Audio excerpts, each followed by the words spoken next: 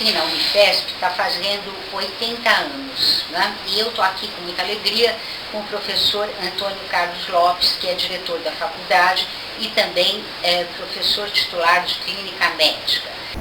Bom, professor, a Escola Paulista de Medicina, com todo o seu peso, né, fazendo 80 anos, e eu fico pensando nessas escolas que proliferam pelo Brasil afora há tantos anos, né?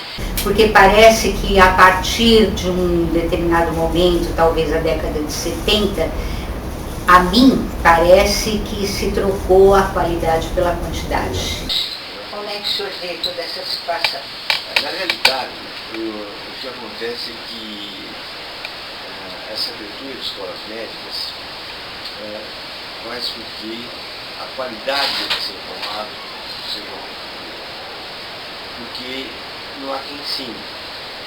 Não há um hospital preparado para o ensino médico. Isso é muito importante. E os médicos que saem dessas faculdades não encontram residência para um treinamento mais adequado. A grande maioria não consegue fazer a residência médica.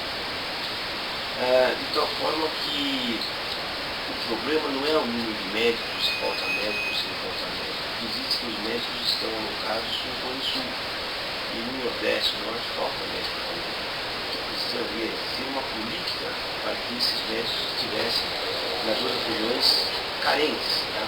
E é muito difícil que isso aconteça. Então o médico não tem como lugar, não possa ser educadamente a medicina, principalmente porque vem de uma escola muito ruim. Eu preconizo até, na cabine porteira, vamos dizer assim, se fizesse fazer psicotécnico para entrar na medicina. Eu te garanto que 50% não tem condição de ser medicina. Me explique isso, doutor. Porque para ser médico, tem qualidades especiais, para qualquer profissão. Principalmente para uma profissão que entra na intimidade da pessoa, que conhece a pessoa muito bem, né? Que precisa ter uma relação médico-paciente muito grande, que tem que ter um humanismo muito importante, se gostar de gente. Quem não gosta de gente não pode ser médico. Né? Isso é fundamental. De tal forma que não adianta responder algumas questões que entram na faculdade, que você tem médico para atender, se tiver não vai atender ninguém direito. Vai ser pior do que não atender, né? O médico mal formado é um perigo, principalmente com uma tecnologia avançada, porque a tecnologia passa mais importante que o médico. Né? De tal forma que é muito importante se ligar isso. Quer dizer, eu digo e publico sobre isso, que já abriram a porteira, já abriram escolas em todos os lugares, e se passo ser médico depois, né? E se fizesse uma triagem, pelo menos, usando o humanismo na prática profissional, talvez uma psicotécnica adequada. Mesmo nos hospitais de ponta aqui em São Paulo hoje, se fizermos um exame psicotécnico sério, muitos médicos não podiam estabelecer a medicina. Mesmo aqui em São Paulo? Mesmo em São Paulo, nos hospitais de ponta? Exatamente. Eu te garanto isso. Bom, então nós estamos com um problema sério diante de nós, né, os brasileiros e a medicina. Nós temos um problema muito sério, porque os vestibulares não selecionam as pessoas. Ser médico hoje, basta pagar 5 mil reais por mês numa escola particular que vai ser médico. As escolas não reprovam ninguém, mesmo as escolas boas, públicas, não tem quem ensine, porque ninguém mais está interessado em ensinar, não todos interessados na pós-graduação, aplicações, isso está valorizado, né? O ensino da graduação é relegado ao segundo plano, de tal forma que a qualidade dos médicos, existência das faculdades, mesmo as públicas, não tem sido boa. E principalmente em escolas que realmente não tem quem ensino, porque para ser professor de medicina, não adianta ser um bom médico muitas vezes. É preciso que tenha feito uma carreira para ser professor, tenha passado por vários degraus, sendo avaliado por seus pares, por superiores, assim, né? Onde ele vai colocar à prova a sua vocação para a carreira do magistério superior, da docência, assim. Então não adianta ser amigo do reitor, do diretor, para ser professor daquela faculdade que vai me render depois pacientes do consultório particular. Sim, não é quem chega no centro é jogando no gabinete. É quem está lá, né?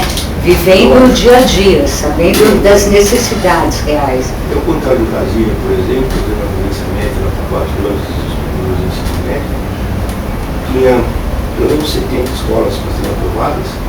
Nós avaliamos 10 dessas escolas, que já estavam praticamente aprovadas, uma comissão que não um cumprimento, e uma dessas passou para a avaliação que nós fizemos. Como se vai reverter isso? Olha, só vai se reverter isso quando realmente quem assumir as lideranças realmente forem pessoas realmente competentes. O mérito seja contemplado e não amizade. Porque, por exemplo, eu vejo as escolas hoje assim, eu sou um empresário, quero ganhar dinheiro, tá certo? Vou montar uma escola médica e acabou, não tem mais nada. E o Ministério é que atua sobre isso, o senhor vai me responder? Mas é ó, depois daquele intervalinho. A noiva despida. Essa é a história de uma esposa perfeita, uma mulher assim, uma esposa perfeita que resolve literalmente soltar a franga e viver tudo o que ela tem dentro dela com relação ao seu próprio desejo. É uma aventura sexual. É muito incrível esse livro. Bom, para você ter uma ideia, a Nikki Gemmell, quando publicou esse livro pela primeira vez, que foi em 2003, ela não quis, publicou sem o nome dela, porque ela, né, temeu, sei lá, publicar com o próprio nome, mas acontece que o livro virou um baita best-seller, então ela acabou assumindo a autoria, né, até ela foi um jornalista até que descobriu que ela era autora. Bom, A Noiva Despida é um romance muito bacana, faz a gente pensar, é da editora Leia. Eu que gosto desses assuntos da repressão sexual da mulher, acho isso aqui muito útil, sabe? Da editora Leia, tem 352 páginas, custa R$ 29,90. A Noiva Despida, um romance imperdível. Déficit de atenção tem solução. A Karen Silveira, que é a autora desse livro, teve um filho prematuro, né? E que por problemas de oxigenação e tal, acabou com déficit de atenção. Então, ela, que era engenheira, foi estudar pedagogia na USP para poder encarar essa barra do filho dela. O marido dela é médico, então juntos eles foram encontrando, né, as soluções para essa criança com déficit de atenção. Um depoimento muito bacana, né, e muito útil para quem vive também esse problema, tá? Fala tudo aqui, estresse, amor, o sistema nervoso, enfim, tudo, tá? Déficit de atenção tem solução. É comentado, ó, pelo Dr. Wimmer Botura Júnior, né, que é o psiquiatra aqui, tão nosso amigo aqui no site, que tem página e tudo, aqui com a gente. Déficit de atenção tem solução, é da editora Civilização Brasileira, e tem 144 páginas, 14 por 21 o formato, custa R$ 29,90. Yes, we can, né? Agora, segundo a autora desse livro, a Cheolene, você também pode, né? Descobrindo as lições de sucesso e segredos de comunicação de um dos maiores líderes de todos os tempos, que é o presidente dos Estados Unidos, Barack Obama. Tá aqui, né? Todas as estratégias, como é que ele pensa, como é que ele age, né? Como é que ele fez para chegar lá. A autora diz que não foi sorte de jeito nenhum, né? Que é uma coisa de você definir o seu objetivo, ter confiança, descobrir o seu potencial, ter organização, enfim. Tá aqui o segredo, segundo a autora, do Barack Obama. É da editora Leia, tem 248 páginas e custa R$ 29,90, como a maioria dos livros que a gente divulga aqui, aliás. Bom, doutor Antônio Carlos, como a gente estava falando no bloco anterior, quem é que vai fiscalizar isso? É o Ministério? É o Ministério faz uma avaliação dessas escolas, né? Mas não só da escola, dos profissionais. Quando se avalia a escola, se avalia também o profissional. Porque há uma exigência de ter um certo número de profissionais, titulação adequada, né? Agora, também isso se vê na região, se há condições desses profissionais de titulação médica, assim, né? De qualquer forma, não é o título de doutor que dá qualificação para o legista. Né? Hoje, muitas escolas importantes estão formando ratólogos, especialistas em rato. Porque, na realidade, ficam 3 ou 4 anos fazendo uma tese em rato, né? E que não tem nenhum compromisso com a comunidade, o dinheiro público vai para o rato, porque isso é bancado pelo governo, na maioria das vezes, né? E o retorno para a comunidade é zero. Né? Depois diz que a produção científica é muito grande. Tudo bem, a produção científica é importante, mas, na minha opinião, tem que ser centrada na comunidade. Quem paga é a comunidade. E ela recebe muito pouco em troca do seu pagamento, do seu imposto, etc. Numa sociedade competitiva como a gente vive, não é natural que as pessoas se voltem para aquilo que dá mais prestígio para elas? Então, o médico, em vez de ser um bom clínico, eu serei um bom pesquisador e terei meu reconhecimento como cientista. É por aí o negócio? Bom, para algumas pessoas, sim. Quando vai se avaliar o currículo no concurso, procura-se as coisas de aplicação, a produção científica, a linha de pesquisa ser importante. Eu sou contra. Eu acho que nós temos que separar o professor que vai fazer um curso para exercer realmente a medicina, ensinar a medicina beira do leito, no ambulatório, e aquele que vai fazer pesquisa pura. Né? As duas vertentes são válidas. Agora, não pode quem for se inscrever para um concurso para ensinar ser avaliado como se fosse pesquisador, que é o que acontece nos dias de hoje. Né? Nessas escolas abertas, não tem que ensinar. Quem está ensinando, ele está aprendendo. Né? Então, na realidade, não tem como avaliar, não tem gente para ensinar. Né? Nas grandes escolas não tem quem está ensinando. Eles estão afastados do aluno. Quem que vai, por exemplo, dar aula no ato da teste? Tá certo? Qual é o nível das pessoas que estão lá para ensinar? Como é que tem um médico incompetente, porque ele é um perigo. O médico mal formado é um perigo. É preciso a comunidade, que a população saiba disso. E com a tecnologia avançada, então, é um perigo ainda maior. Que passa a se tratar o exame e não o doente. Né? De tal forma que é preciso que se conscientize a importância disso tudo. Se falta médico no Brasil ou não, isso é uma questão de questionar. Né?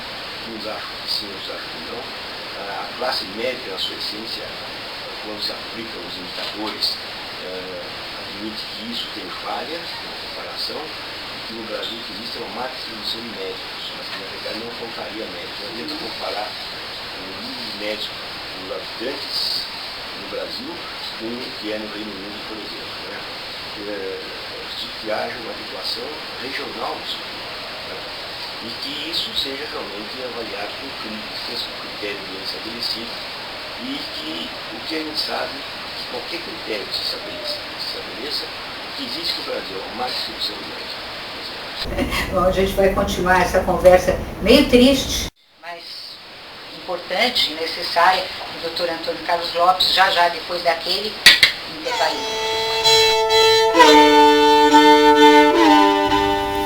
Frio do Além, da Charlene Harris.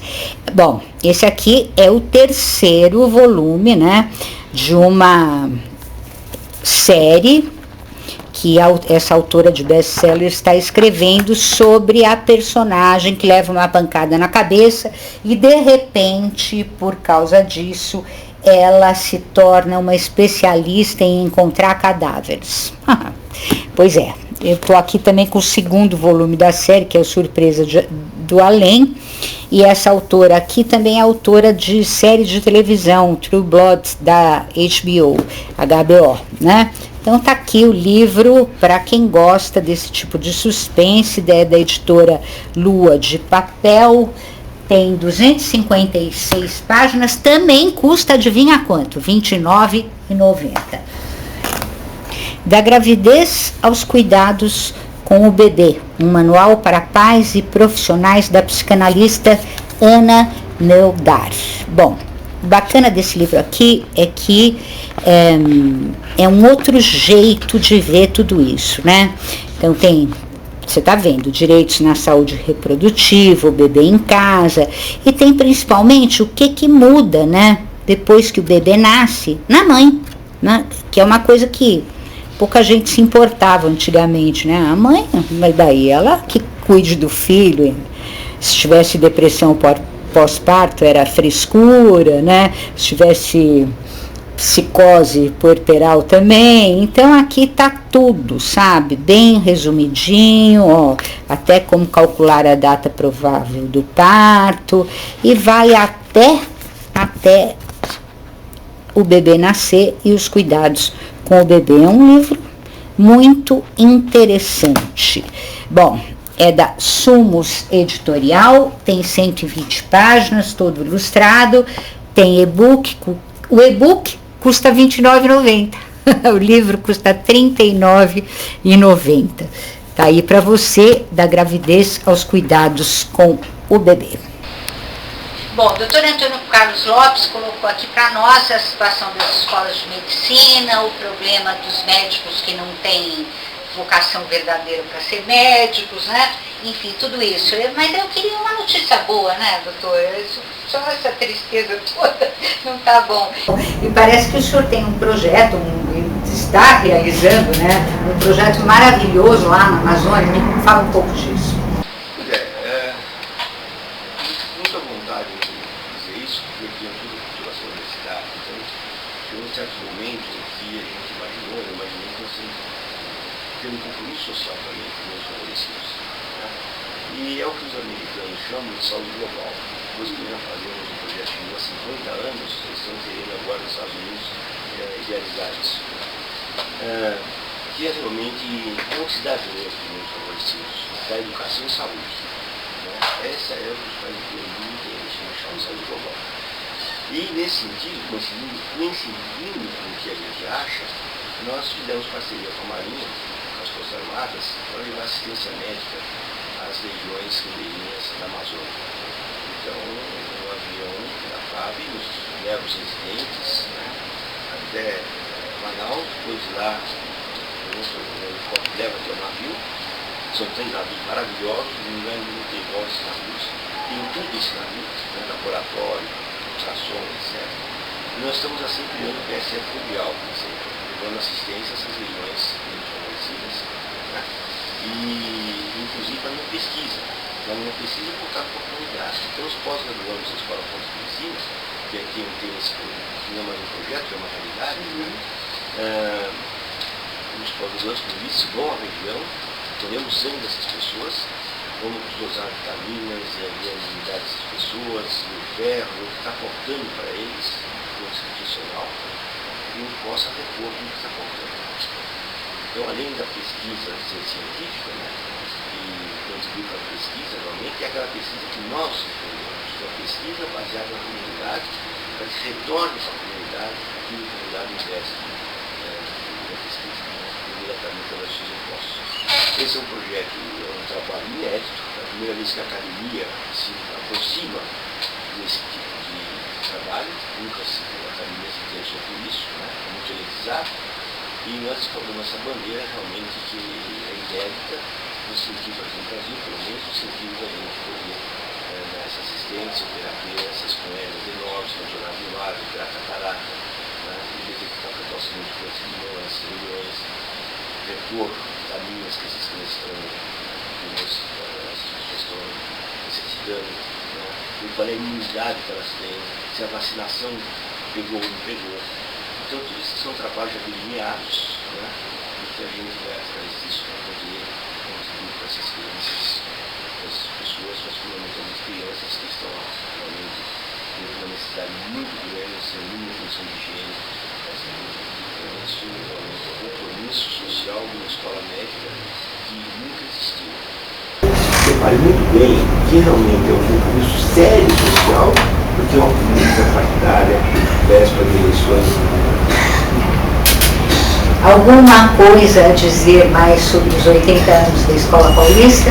Bem, esse ano a Escola Paulista de Medicina completa 80 anos, é uma escola que começou em Juruí, criada por alguns idealistas. E que hoje passou a assumir um papel muito importante no cenário médico científico nacional. Ela se ombreia às universidades do mundo, sendo uma escola médica, sempre como médicos em países muito especiais, além da competência profissional, sempre dotados de humanismo, da busca e relação do paciente, né, compromisso social com o doente, da ética, essa vigilância. É uma escola que realmente honra o país, né? Tem um compromisso com toda a camada social e forma médicos para a comunidade e não médicos para a pesquisa. Maravilhoso, né? Esse é o doutor Antônio Carlos Lopes. Muito obrigada, doutor, pela sua presença aqui no programa Só Saúde. Para você, ó, um beijo, até o próximo.